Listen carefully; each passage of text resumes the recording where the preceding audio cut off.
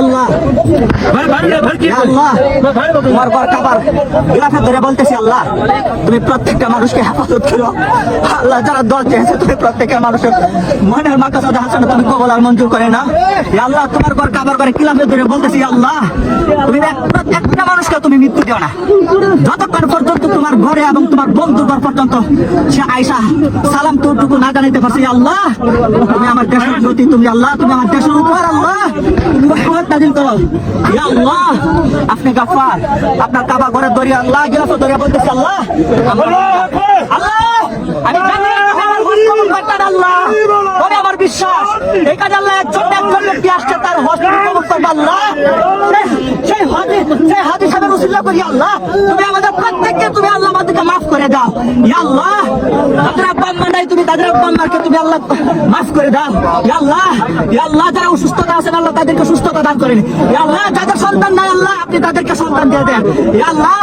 যারা ঋণগ্রস্ত আছে আল্লাহ আপনি তাদেরকে ঋণ দেওয়ার মুক্তি দেন ইয়া আল্লাহ। সমস্ত বিশ্ব মুসলিমকে আপনি মাফ করে দেন আল্লাহ। জীবিত যারা আছে তাদেরকে আপনি সিরাতাল মুস্তাকিমের উপর চলার মতো তৌফিক দান করেন ইয়া আল্লাহ।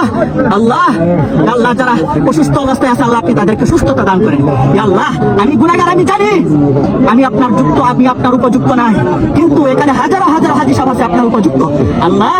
এখানে যার হাত পছন্দ করেন যার উমরা কবুল করেন আল্লাহ তোমার ঘর খাবা করে আল্লাহ গিলাফত ধরে বলতেছি আল্লাহ হয়তো আমাকে এখানে মৃত্যু দিবা নতুবা তুমি প্রত্যেকটা মুসলমানের গুনাহ খাতাকে তুমি মাফ করে দিবা ইয়া রাব্বাল আলামিন ইয়া আকরামাল আকরামিন তুমি অন্তর্যামী তুমি আলিমুল গায়ব ইয়া আল্লাহ। যারা ঋণগ্রস্ত আছে আপনি তাদেরকে ঋণ করার মতো তৌফিক দান করুন আল্লাহ। প্রত্যেককে আপনি হালাল রিজিক আদায় করার তৌফিক দান করুন ইয়া আল্লাহ। আপনি সবাইকে হারাম থেকে বাঁচার মতো তৌফিক দান করুন ইয়া রাব্বাল আলামিন ইয়া আকরামাল আকরামিন।